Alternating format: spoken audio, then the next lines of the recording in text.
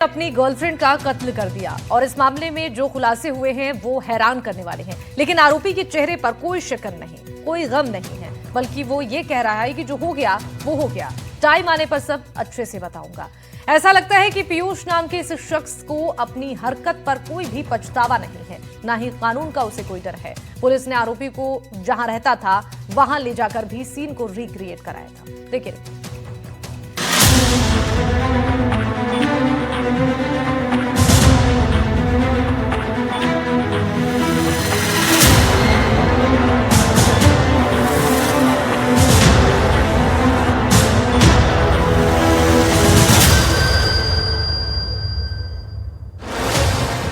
Police की हथकड़ी में खड़ा ये शख्स कह रहा है कि जो हो गया हो गया।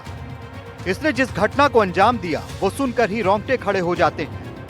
पीयूष धामनोतिया पर आरोप है अपनी गर्लफ्रेंड की बेरहमी से हत्या करने का, फिर शव के साथ रेप करने का, फिर जंगल में तंत्र मंत्र करने का ताकि आत्मा से बात हो सके। लेकिन जब इससे मीडिया ने सवाल पूछा तो इसके चेहरे के हाव भाव देखिए। पीयूष क्या हुआ था? क्यों मारा लड़की को? क्यों मारा? इसके चेहरे पर अपने किए की कोई शिकन तक नहीं।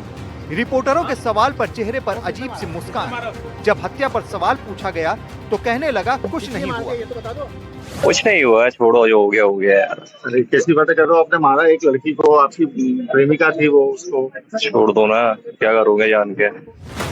पीयूष पर आरोप है कि मर्डर के बाद उसने अपनी गर्लफ्रेंड से तंत्र मंत्र के जरिए बात करने की कोशिश की। जब सवाल पूछा गया तो उसका जवाब सुनिए। अच्छा, वहाँ आपने तंत्र मंत्र किया था मुंबई में, पूछ बुलाया? कुछ नहीं है मैंने। गाड़ी में बैठते हुए ये कहता है कि टाइम आने पर सबको अच्छे से बताऊंगा। चलो कारण तो बता दो, अच्छे को सबको कारण बताऊंगा अच्छे से। एक बार फिर सुनिए कैसे धमकी भरे लहजे में ये बात कर रहा है। चलो कारण तो बता दो, अच्छे को सबको कारण बताऊंगा अच्छे से। पीयूष जिस आरोप में फंसा है उस खबर ने न सिर्फ इंदौर बल्कि जहां जिसने सुना वो हैरान रह गया। प्यार, झगड़ा, शक और कत्ल की ऐसी कहानी जिसे सुनकर रूह कांप जाए। तंत्र मंत्र से आत्मा बुलाने की कोशिश, ऐसी हरकतें कि जो सुने हैरान हो जाए। इंदौर की इस वारदात की शुरुआत 10 फरवरी से होती है। छात्रा की गुमशुदगी की बात आती है। इंदौर के द्वारकापुरी में MBA की छात्रा के साथ जो हुआ और उसके बाद आरोपी ने जो किया उसका खुलासा हैरान करने वाला है। जो सामने आया है उसके मुताबिक 10 फरवरी को आरोपी पीयूष ने छात्रा को अपने घर बुलाया। दोनों साथ घर गए, दोनों ने साथ खाना खाया, बातें हुई, नजदीकियां बढ़ी, लेकिन फिर शादी को लेकर विवाद हुआ।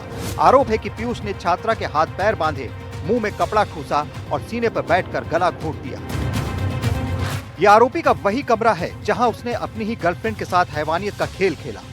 फिर वहां से ट्रेन पकड़कर वो मुंबई के पास पनवेल चला गया।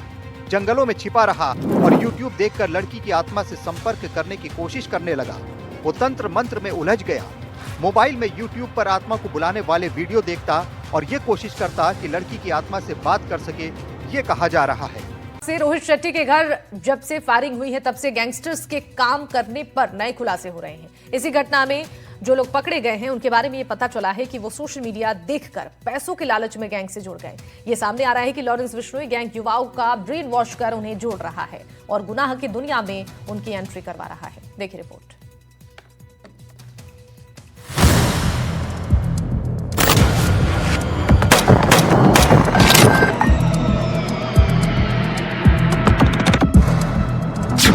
रोहित शेट्टी के घर पर फायरिंग, पकड़ा गया शूटर।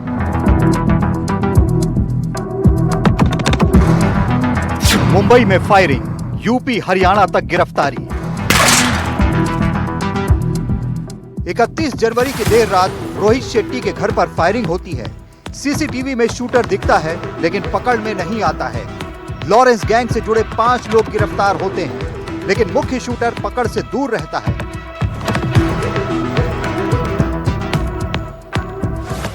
अब मुंबई पुलिस और हरियाणा की बहादुरगढ़ STF को एक बड़ी कामयाबी मिली है।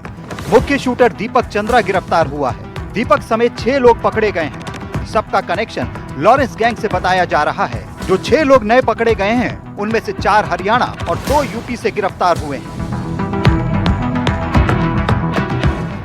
शेट्टी टावर पर जिस तरह फायरिंग हुई उसने बॉलीवुड और मुंबई से लेकर पूरे देश में सनसनी मचा दी, क्योंकि इसके बाद एक के बाद एक धमकियों का सिलसिला जारी हुआ। जिम्मेदारी ली लॉरेंस गैंग ने। उस शुभम लोनकर का नाम सामने आया जो बाबा सिद्दीकी हत्याकांड के बाद से फरार है।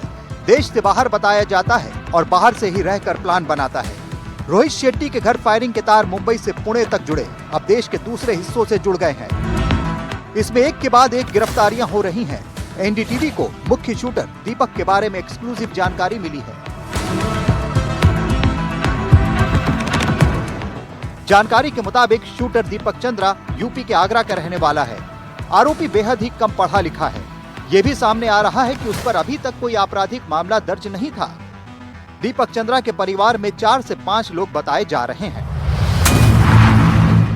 करीब 16 दिन से शूटर फरार था, क्योंकि यह सामने आ रहा था कि शूटआउट से पहले इन लोगों ने मोबाइल का इस्तेमाल नहीं किया, जिससे कि लोकेशन ट्रेस करने में दिक्कत हो रही थी।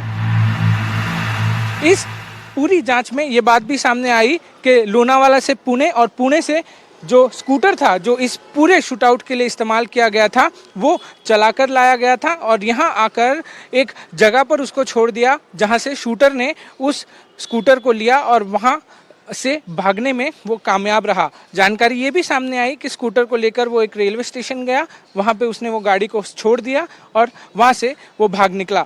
तकरीबन 16 दिन हुए, तब भी शूटर का कोई अता पता नहीं था, मगर मुंबई क्राइम ब्रांच ने आज कार्रवाई करते हुए तकरीबन 6 लोगों को गिरफ्तार किया, जिनमें शूटर भी शामिल था। सूत्रों के मुताबिक आरोपी फायरिंग के बाद लगातार ठिकाने बदल रहे थे। मुंबई क्राइम ब्रांच को तकनीकी सर्विलांस और इंटेलिजेंस इनपुट के आधार पर शूटर की लोकेशन का पता चला, जिसके बाद एक विशेष टीम ने कार्रवाई करते हुए उसे दबोच लिया। इस पूरे मामले में रेकी तक जो की गई थी 3 आरोपियों द्वारा, वो भी सामने आई है। वहीं सीन को जो है वो मुंबई पुलिस की क्राइम ब्रांच द्वारा पूर्ण तरीके से रिक्रिएट किया गया, जिससे ये पता चल पाए कि ये आरोपी किस तरीके से भागे थे और किस तरीके से इस पूरी वारदात को जो है इन लोगों ने अंजाम दिया था। मुंबई पुलिस के क्राइम ब्रांच ने इस पूरे मामले में बड़ी सफलता हासिल की है। आज इन 6 और आरोपियों जिनको आज गिरफ्तार किया गया था, उनको मुंबई के स्पेशल मकोका कोर्ट में पेश किया गया और 25 तारीख तक जो है इनको पुलिस कस्टडी में भेज दिया गया है।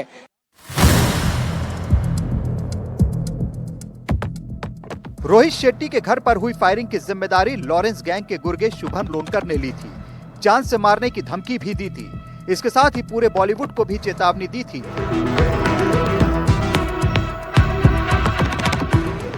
मुंबई में पारस दामा, एनडीटीवी इंडिया। बात करते हैं फिल्म मेकर रोहित शेट्टी के घर हुई फायरिंग की, जिसमें अब तक 12 लोगों की गिरफ्तारी हो चुकी है और रोज नए खुलासे हो रहे हैं। अब जो बात सामने आ रही है उसके हिसाब से जेल से इस घटना की प्लानिंग की गई। लॉरेंस बिश्नोई गैंग के शुभम लोनकर और उसके भाई प्रवीण लोनकर ने मिलकर ये पूरी कहानी रची थी। दिखाते एक रिपोर्ट।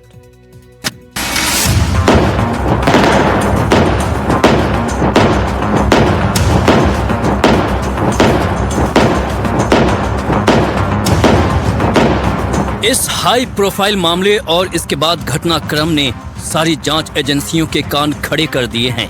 निर्माता निर्देशक रोहित शेट्टी के घर ताबड़तोड़ फायरिंग होती है।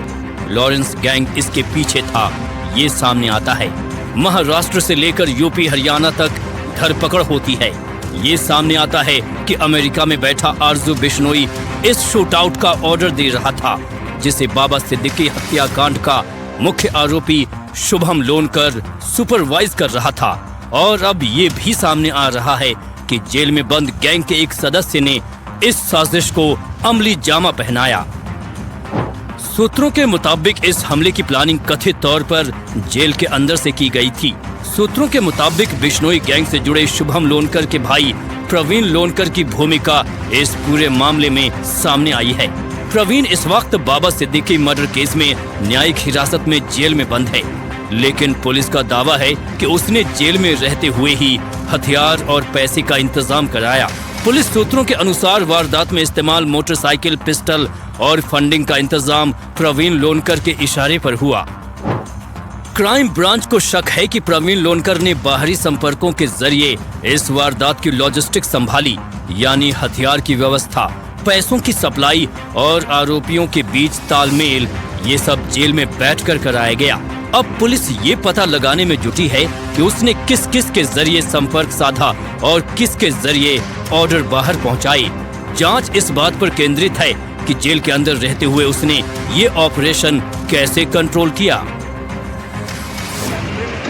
इस मामले में अब तक मुख्य शूटर दीपक समेत 12 आरोपियों को पकड़ा जा चुका है।